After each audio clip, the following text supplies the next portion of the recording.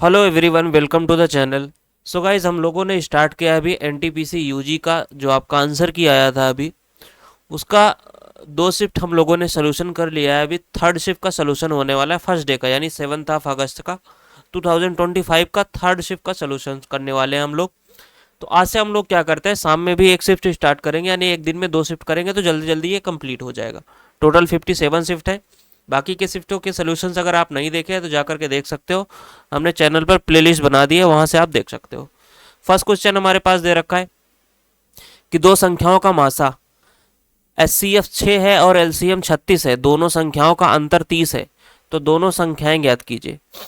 तो अब जो दोनों संख्याएं होती हैं वो एचसीएफ से डिवाइड होती है। अगर आप देखोगे तो सभी में एचसीएफ से सभी डिवाइड हो रही हैं, यानी 6 से सभी जा रही हैं।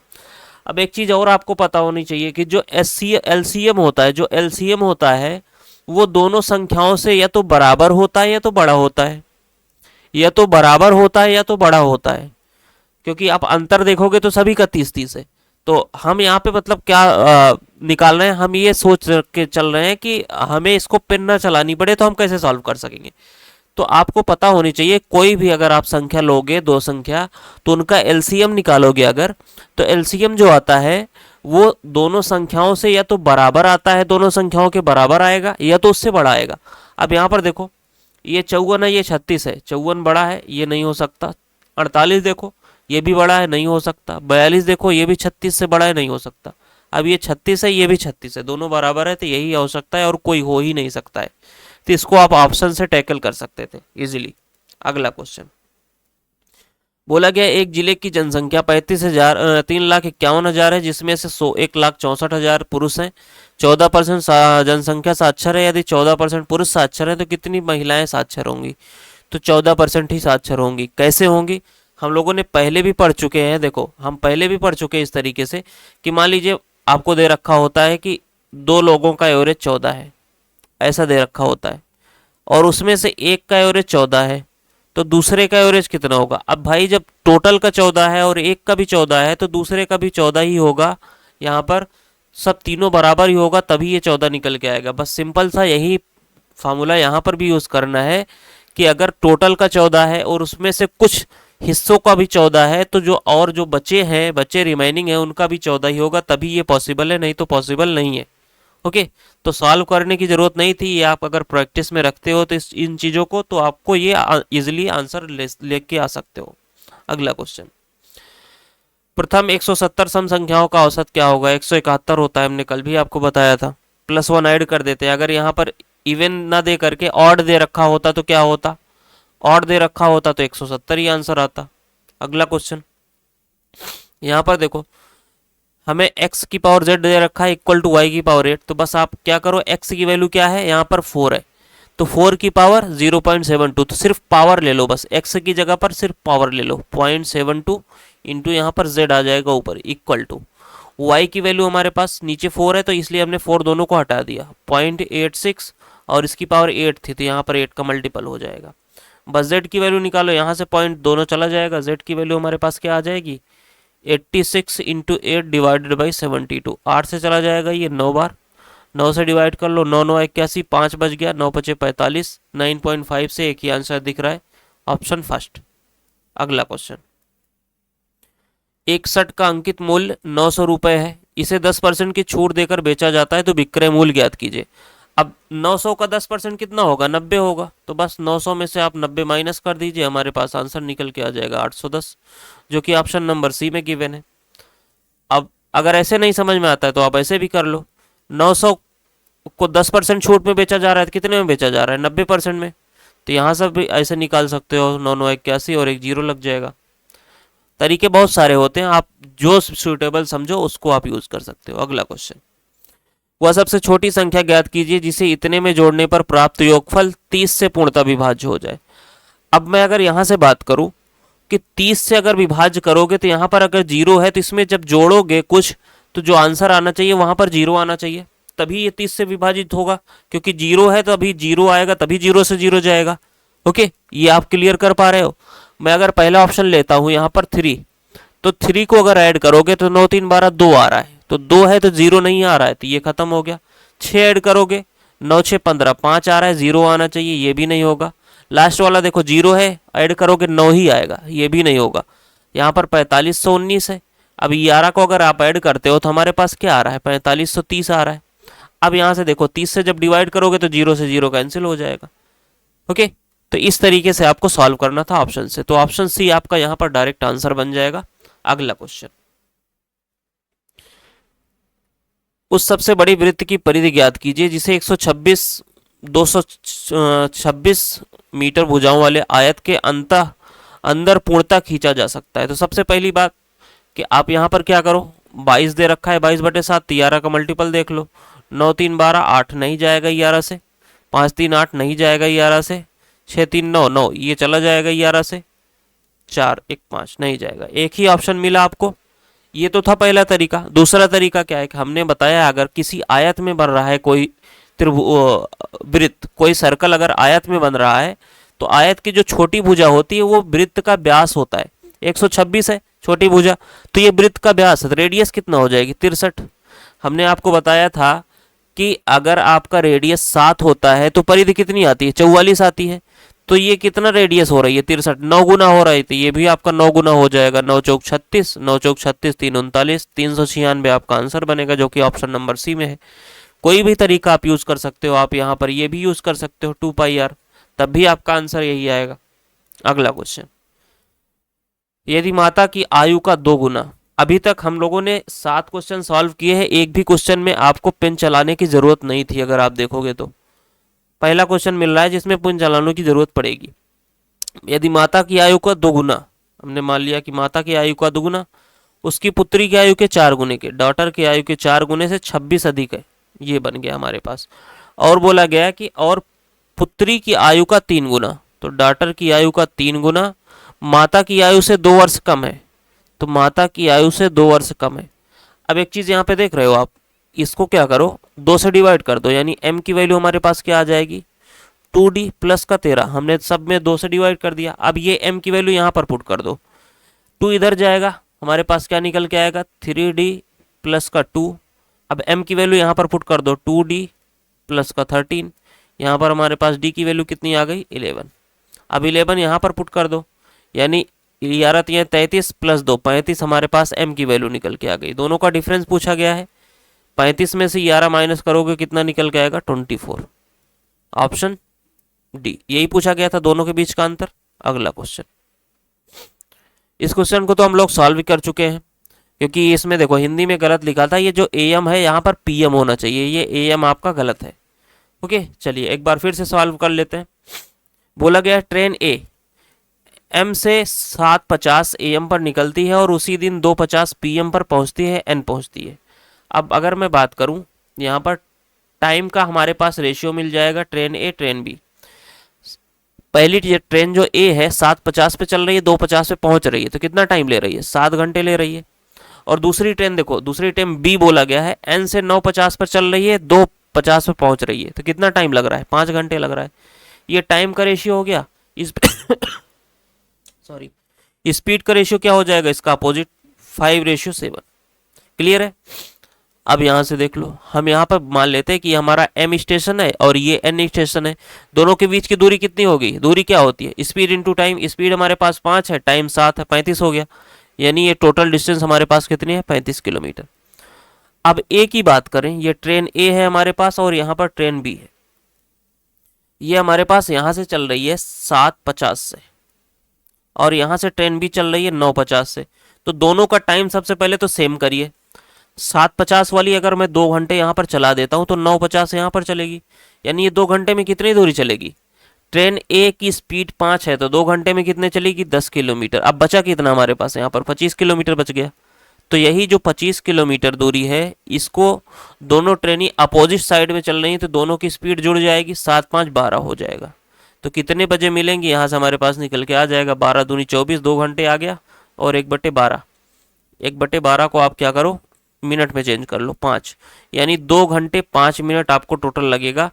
कहाँ से 9:50 से, 9 में 2 ऐड कर दो 11 आ गया, और 50 में 5 ऐड कर दो 55 आ गया।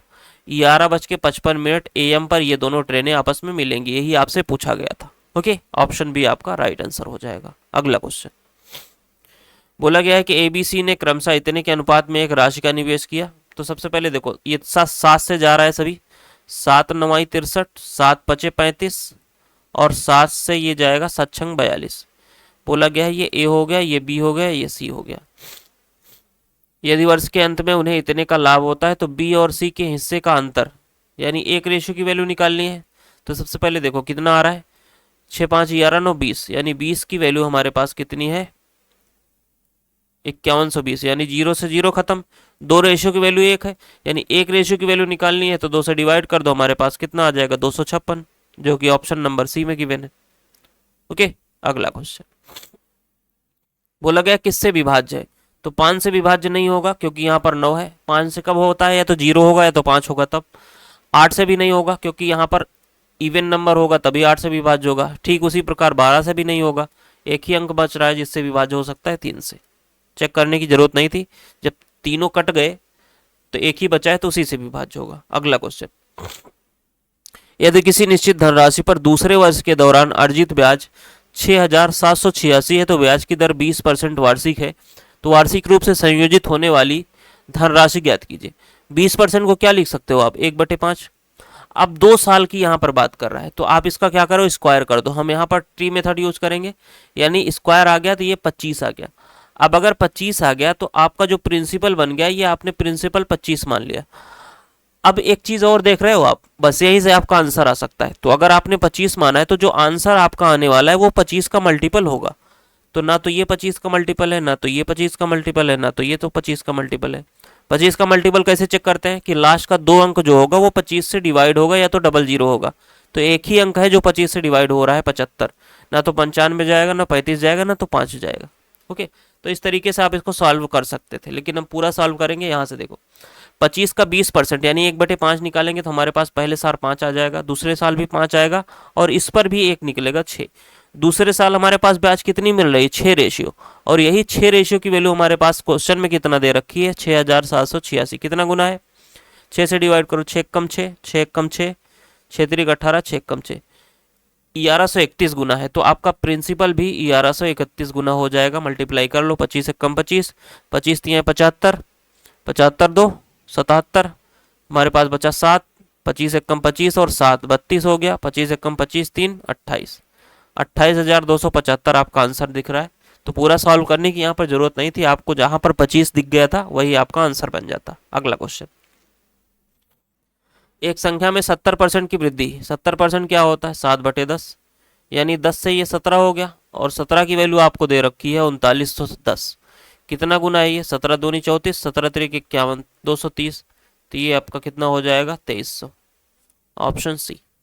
अगला क्वेश्चन, कुछ 5 संख्याओं का परिवार का औसत निकालना है। तो देखो सबको ऐड कर लो, 4 4 8, 5 13, 7 20, 3 23, 230 हो गया। ये डिजिट देखो, 9 6 15, 15 5 20, 9 29, 9 आ गया 59।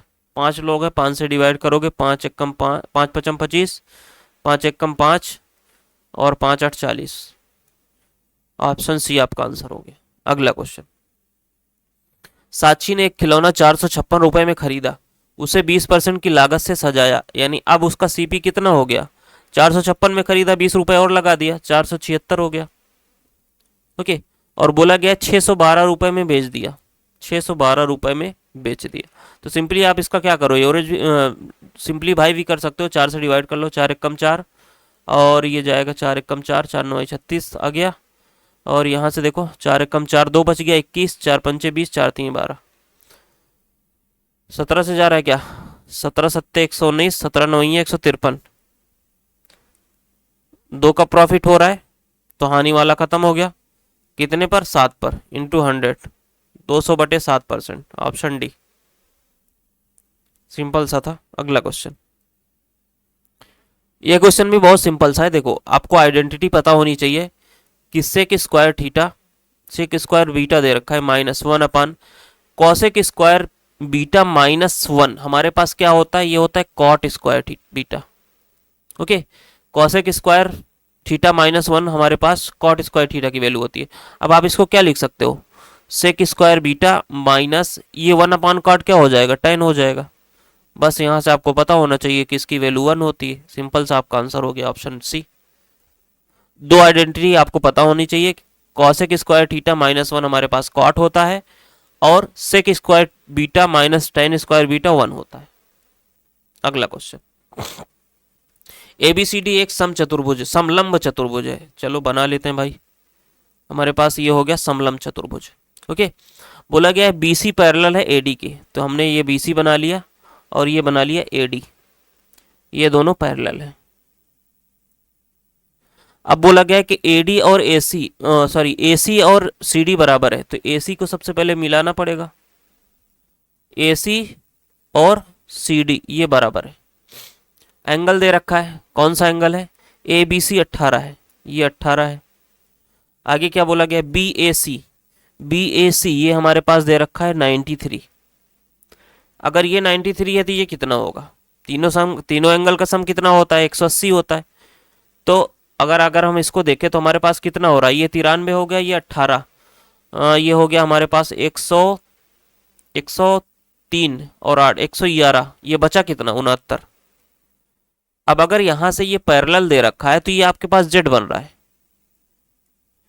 ये अगर 69 है तो ये भी 69 हो जाएगा, क्योंकि अल्टरनेट एंगल है, संगत कोण जिसको बोलते हैं, तो संगत कोण आपस में बराबर होते हैं।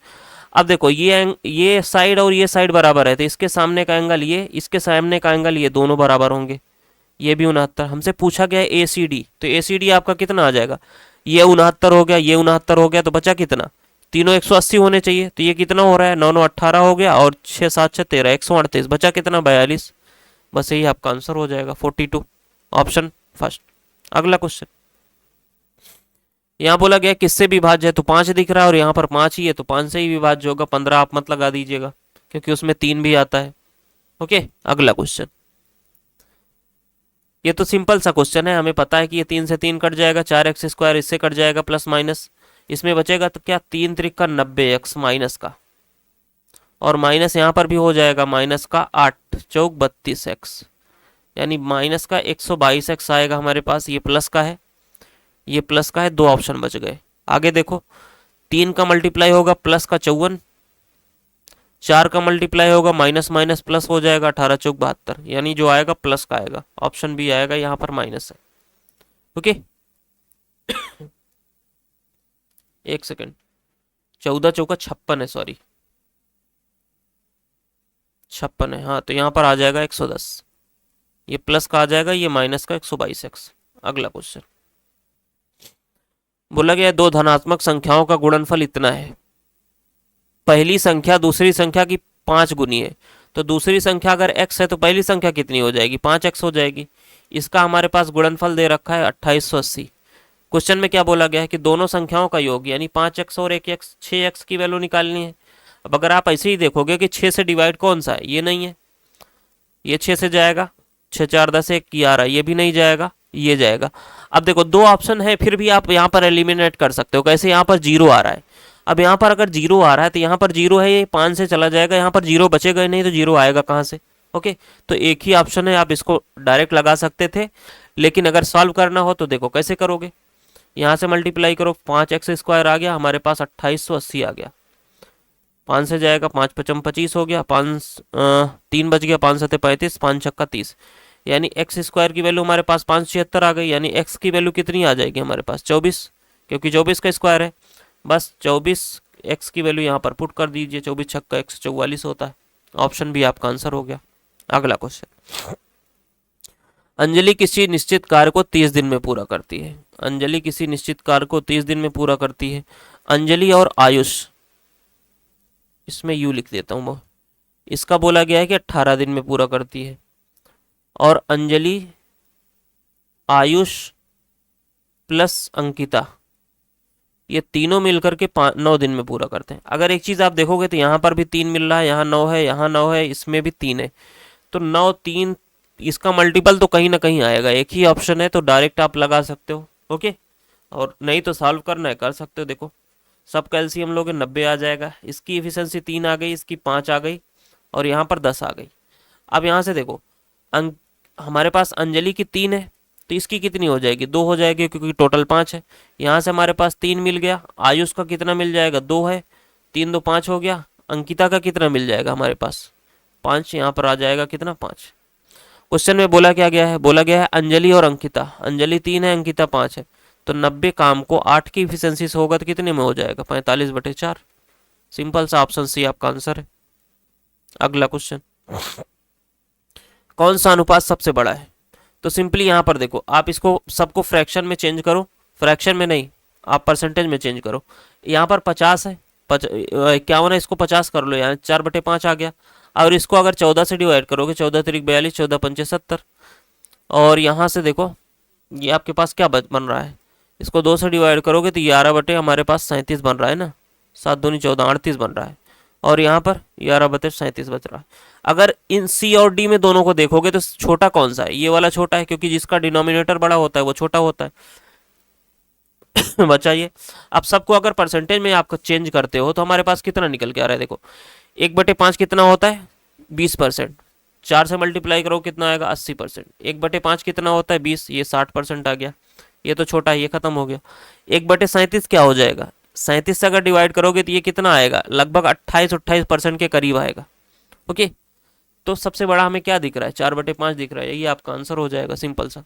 अगला क्वेश्चन, सपना ने 20,900 रुपए की धनराशि से कुल धनराशि 10% वार्षिक ब्याज की दर से और शेष धनराशि 9% वार्षिक ब्याज की दर से निवेश किया। यदि उसे 5 वर्षों के बाद दोनों निवेशों में बराबर ब्याज प्राप्त होता है तो 10% वार्षिक साधारण ब्याज की दर से निवेश की गई धनराशि बताइए। सिंपल सा तरीका है, देखो पहला जो हमारे पास निवेश किया जाता है उसको हम मान लेते हैं P1, और ये 10% के रेट से 5 साल के निवेश किया गया तो कितना आया ब्याज, 50%। यानी पहले प्रिंसिपल का 50% ये बराबर है किसके, दूसरा जो प्रिंसिपल होगा इसके हमारे पास 9% से निवेश किया जा रहा है 5 साल के लिए, 45% के बराबर है। यहाँ से आपके पास P1/P2 निकल के आ जाएगा कितना, 5 9 45 और 5 10 50, यहाँ पर 10 आ जाएगा। अब ये रेशियो बन गया। अब यहाँ पर देखो 19 की वैल्यू हमारे पास क्या दे रखी है, 20,900। कितना गुना है ये, 19 से कम 19, 19 से कम 1100 गुना है। हमें निकालना क्या है, हमें निकालना है 10% ब्याज पर। हमने P1 माना था 10%, यानी 9 रेशियो की वैल्यू, तो 1100 गुणे 9, यहाँ से 9900 आपका आंसर आ जाएगा, जो कि ऑप्शन नंबर हमें गिवन है डी में। ओके, सिंपल सा क्वेश्चन था, दोनों के ब्याज को इक्वल कर देना था। अगला क्वेश्चन,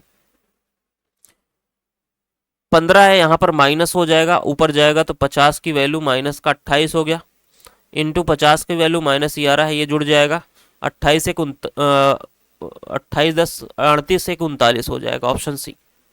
अगला क्वेश्चन, एक व्यक्ति 72 किलोमीटर की चाल से कानपुर से लखनऊ जाता है और उसी मार्ग से इतने 90 किलोमीटर पर आवर की चाल से वापस आता है। संपूर्ण यात्रा की औसत चाल, जब आपको इस डिस्टेंस कांस्टेंट दे रखी होती है, डिस्टेंस इक्वल होती है, तो आपको कैसे निकालते हो एवरेज स्पीड, 2 × xy/x+y। सिंपली यहाँ पे यूज कर लो, 2 × x की वैल्यू 72, y की वैल्यू 90, दोनों को ऐड कर लो, 162 आ जाएगा।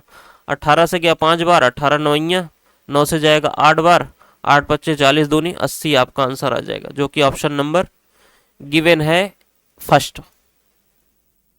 अगला क्वेश्चन, ए बी को एक मैकबुक 60% की हानि पर बेचता है। 60% क्या होता है, 3/5, 5 से 3 लास्ट पर बेचा, 2 पर बेच दिया। बी सी को 25% लाभ, यानी 1/4, 4 से 5 पर बेच दिया। बस यहाँ से देखो 5 से 5 खत्म, 2 से हमारे पास आ गया 1। 1 की वैल्यू आपके पास दे रखी है 47, 236, इसका डबल कर दो आपका आंसर आ जाएगा। 2 से मल्टीप्लाई करोगे 2 छंग 12, यूनिट डिजिट 2 आएगा, एक ही में दे रखा है। अगला क्वेश्चन,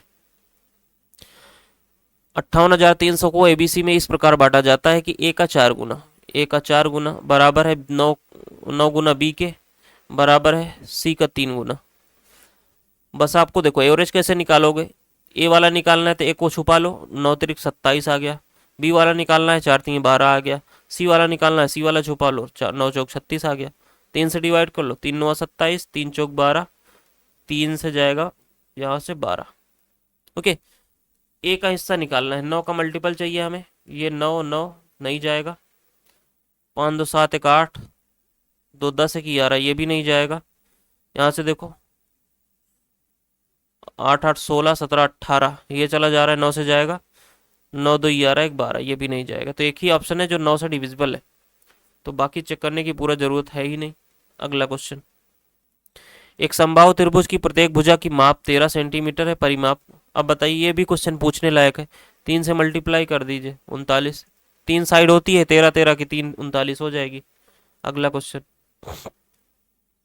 बोला गया है कि ए स्टेशन के बीच रेलवे ट्रैक 19 दिनों में बिछा सकता है। अच्छा, ए जो है 19 दिन में रेलवे ट्रैक को बिछा सकता है।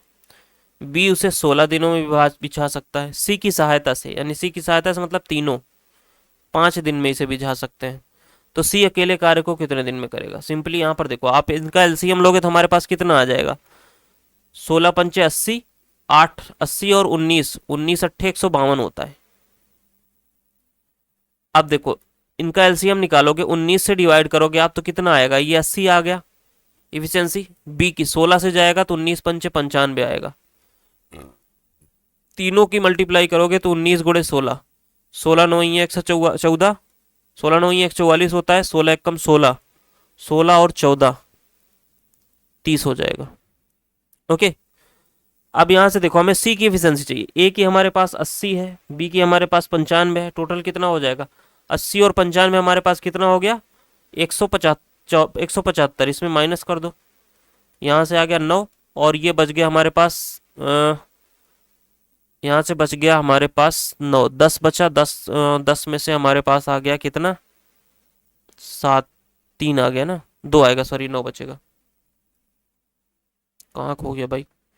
2 आ गया और यहाँ पर हमारे पास 2 में से 1 जाएगा, 1।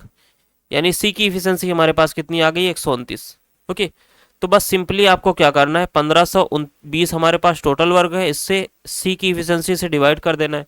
अब आप एक चीज़ यहाँ से देख पा रहे होगे कि 129 सब में दे रखा है, यानी ये डिविजिबल नहीं है। हमें यूनिट डिजिट 0 चाहिए, तो किस में 0 आ रहा है? देखो, 9 शून्य 0 1 ऐड करोगे, यहाँ पर 1 आ रहा है, तो ये ऑप्शन नहीं हो सकता, हमें 0 चाहिए। 9 1 कम 9 1 10, यहाँ पर 0 आ रहा है। 9 तारीख 27, 1 28 8 आ रहा है, ये भी नहीं चाहिए। 9 9 81 1 1 2 आ रहा है, ये भी नहीं चाहिए। तो 0 वाला आपका आंसर हो जाएगा, क्योंकि हमें 0 चाहिए था। सिंपल सा। अगला क्वेश्चन, एक स्टेनलेस स्टील की बोतल पर अंकित मूल्य 1200 रुपये है। 10% और 5% की 2 क्रमिक छूट के बाद विक्रय मूल्य बताइए। तो 1200 का हमारे पास 10% छूट दी गई, कितने में बेचा गया? 9/10 पर, 90% पर। 5% छूट दी गई 95% पर, 19/20 पर। यहाँ से देखो, 2 0 से 2 0 खत्म, 2 बच गया, 2 से जाएगा 6 बार। 19, यहाँ से देखो, 19 9 171 होता है, और 6 से मल्टीप्लाई कर दो, 6 कम 6 6 7 42, 26 कहाँ पे आ रहा है? इसमें दिख रहा है, ये आपका आंसर बन जाएगा। पूरा मल्टीप्लाई करना, 6 कम 6 4 10, 1026। तो ये था टोटल आपका सोल्यूशन एनटीपीसी यूजी 7 अगस्त 2025 का थर्ड शिफ्ट का। मैं आपको जो बताता हूँ यहाँ पर एग्जाम अप्रोच ज़्यादातर बताता हूँ। ओके, जहाँ पर पॉसिबल होता है मैं दोनों तरीके बताता हूँ, तीन तरीके होते हैं, तीनों बताता हूँ। तो वीडियो पसंद आए तो चैनल को सब्सक्राइब करिएगा, वीडियो को लाइक करिएगा और अपने दोस्तों के साथ शेयर करिएगा। फिर से मिलते हैं शाम में 8 अगस्त फर्स्ट शिफ्ट के साथ। Thank you so much, good bye.